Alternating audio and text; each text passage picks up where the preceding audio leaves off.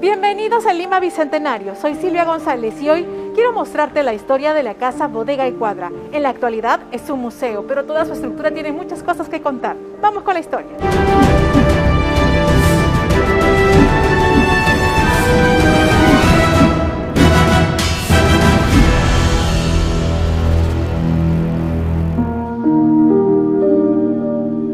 Una hermosa casona se ubica en Gironancash, Cuadra 2, y acoge mucha historia, recopilada por el tiempo, en base a los elementos encontrados en el lugar.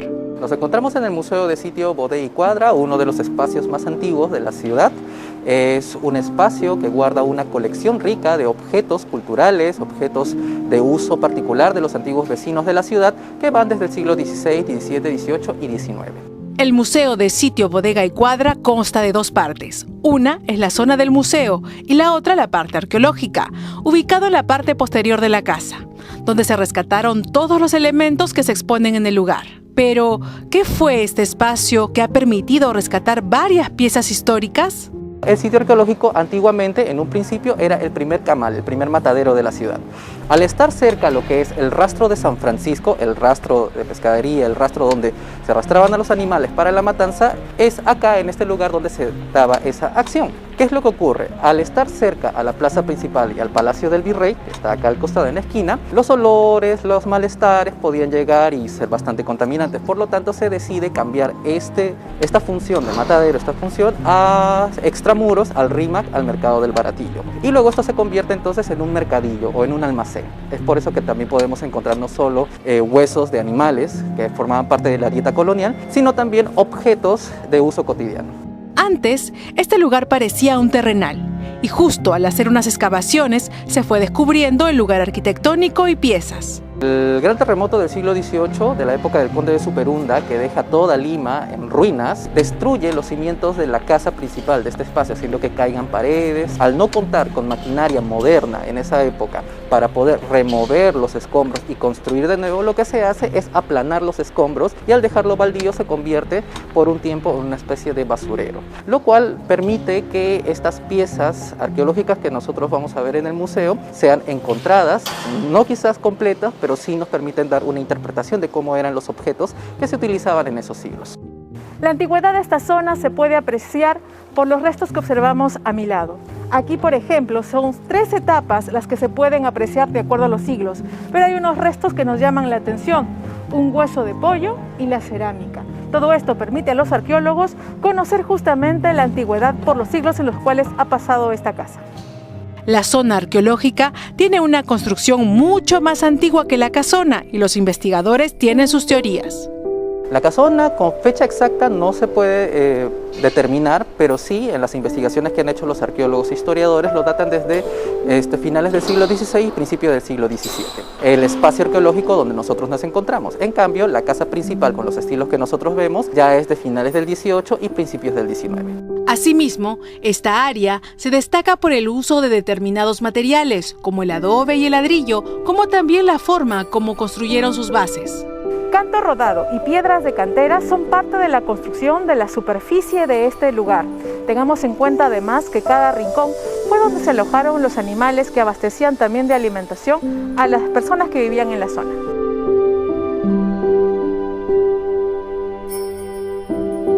Un espacio que hace atractivo también la parte arqueológica es el famoso pozo de agua. El pozo de agua que se ha encontrado tiene 16 metros de profundidad aproximadamente, ha sido también restaurado. La primera función de este espacio arqueológico era la de matadero, por lo tanto se necesitaba un abastecimiento constante de agua, lo cual se lograba a partir de la filtración de agua que teníamos del río Rímac, al estar al costado del río Rímac. Actualmente este pozo está seco debido a que por tuberías, cambios, etcétera, ya el agua no filtra.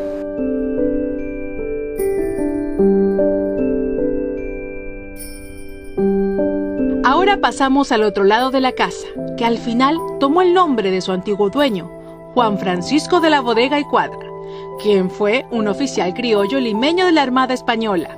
Navegó desde el puerto de San Blas, en el actual estado de Nayarit, México, entre 1774 y 1788 y exploró toda la costa noreste de América, por el Océano Pacífico hasta Alaska.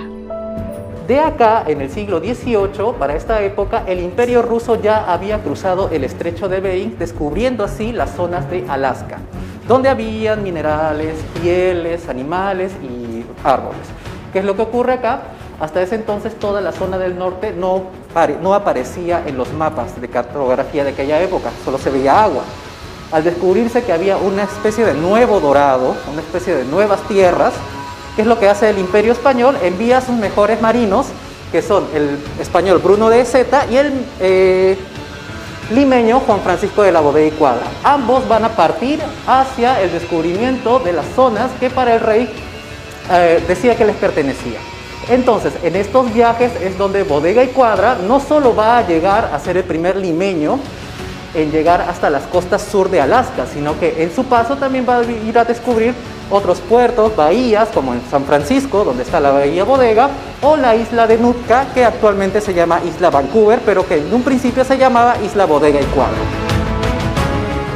La estructura de la casa, como hablamos, es de 2 pisos y muestra un determinado modelo de distribución de los cuartos que se conectan uno con el otro. En este primer pabellón podemos encontrar lo que es la casa, que data de finales del siglo XVIII y principios del siglo XIX. Podemos encontrar lo que son sus distribuciones. En el primer piso estaba reservado para lo que es la cocina, la sala de comedor, el salón de baile, las lavanderías, las estancias de despacho, el zaguán, que servía como una especie de intermedio entre la calle y el patio interior donde podían esperar las personas. En el segundo piso también se observa el llamado enfilado, donde se ve una simetría en las entradas y salidas.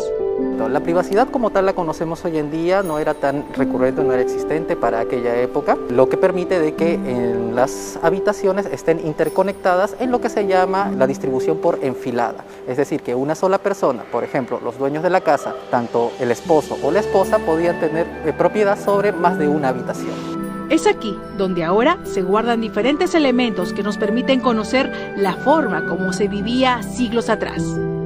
Lo que tenemos acá presente es una colección de loza inglesa que demuestra lo que es las importaciones y los gustos de los limeños de principios del siglo XIX. Este era un material bastante caro que era utilizado principalmente por las clases más acomodadas que tenían la posibilidad de importarlos desde las casas productoras en Francia y Inglaterra. Estos platos conservan sus dibujos a pesar de haber estado bajo piedra y lodo. Han podido ser recuperados y puestos en exposición.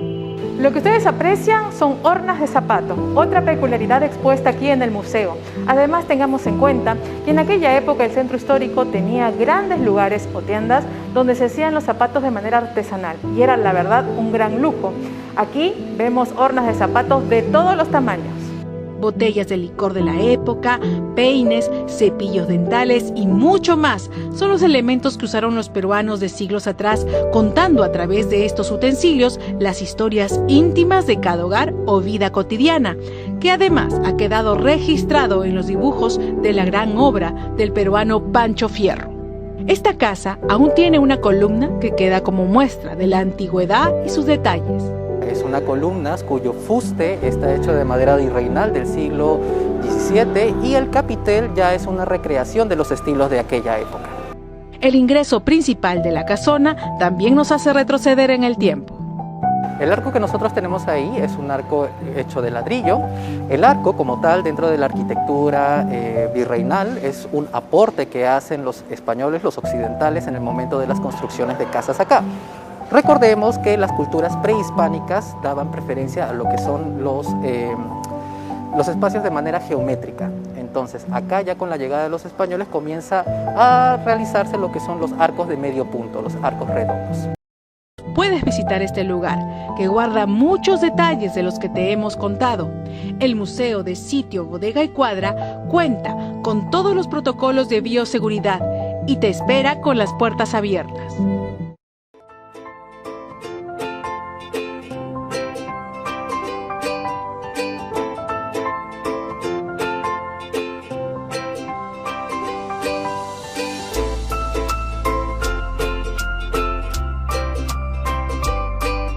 No te olvides visitar visitar las webs para poder conocer los horarios y los días que puedes visitar el museo. Hay una gran cantidad de elementos y algunas cosas muy peculiares que puedes conocer de la casa.